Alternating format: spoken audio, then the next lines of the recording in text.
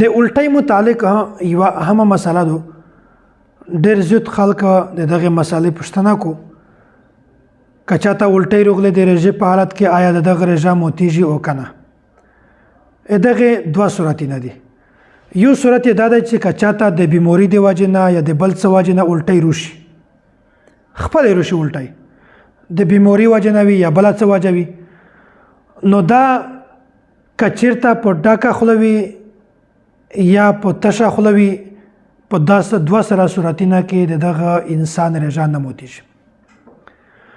که چېرته الټۍ دغه کس ځون ته خپلې راولي، په ستینې باندې ګوته ننبوسي، بیا الټۍ وکړو،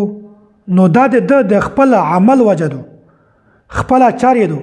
نو بیا وکسي چې دغه الټۍ ډکه خوله دي او که تشه خوله. که چیرې معمولي الټۍ وي په دا باندې رژه نه ماتیږي، او که چیرې په ډکه خوله الټۍ وکړلې بیا په دغه صورت کې رژه ماتیږي، د رژې قضایي ده، کفاره نشته. که چیرې چا کای که هغه د کای چې کوم اثرات دي کای دی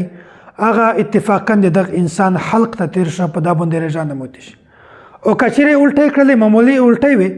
هغه د قصدن تیرې کړلې، نو په دغه صورت کې د یغ سړي رژه موته شوله، په یغ باندې د رژې قضایي شته، کفاره نشته. او داسې که چاته الټۍ راغللې په انا بعد دغه دا سوچ وکړه چې متخوص الټۍ راغلې د مو خو رژه موته شوله، بیا په هغه نه بعد قصدن خوراک وکړه، قصدن یې شوک وکړه، نو په دغه صورت کې دغه سړي رژه موته شوله، په دغه باندې صرف د رژې قضایي ده، د رژې کفاره نشته. د ځینې خلک غوښې نه خراب وي، د چا په غوښ کې غور وي یا د چا داسې مزاج وي چې هغه لږ کې تشه وخوري هغه یې په غوښې نه کې بند شي. نو که چیرې څوک د خپلې ژبې په مدد سره هغه د غوښې نه ذرات روبوسي، بیا هغه په خوله کې دننه وي هغه حلق ته تیر کو وی خوري، نو که څه وي چې دغه چې کومه ټوکړه در ایستلې ده د غوښې نه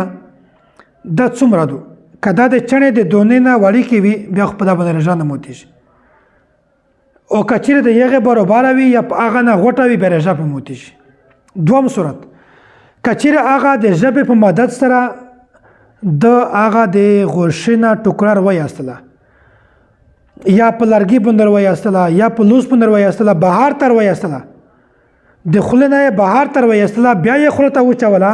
نو دا که د چڼې د ذرې نه کمه ویلې نه وي په دا باندې رژه ماتیږي. د چا په خوله کې که دونې وي یا زخم و چې هغه لیاړې او وینه دا سره ګډ شي، که چیرې داسې وه چې هغه وینه معمولي وي، لشکې وي، د یغې خوند هم په حلق کې محسوس نشي، مسله تېره ده چې په باندې رژه نه ماتیږي. که چیرې لیاړې کمې وي هغه وینه زیاته وه او د یغې خوند په حلق کې محسوسېده، بیا په داسې صورت کې د یغه رژه ماتیږي، په ده باندې صرف د رژې قضایي ده. او داسې که چا په ویره سره خوراک وکړه، وروسته دا سوچ وکړه چې د مو خو رژه موته شوله، ویسې قصدن بیا خوراک وکړه، بیا شوک وکړه، نو په داسې صورت کې د یغ سړي رژه ماتیږي، صرف د رژې قضایي ده، د رژې کفاره نشته.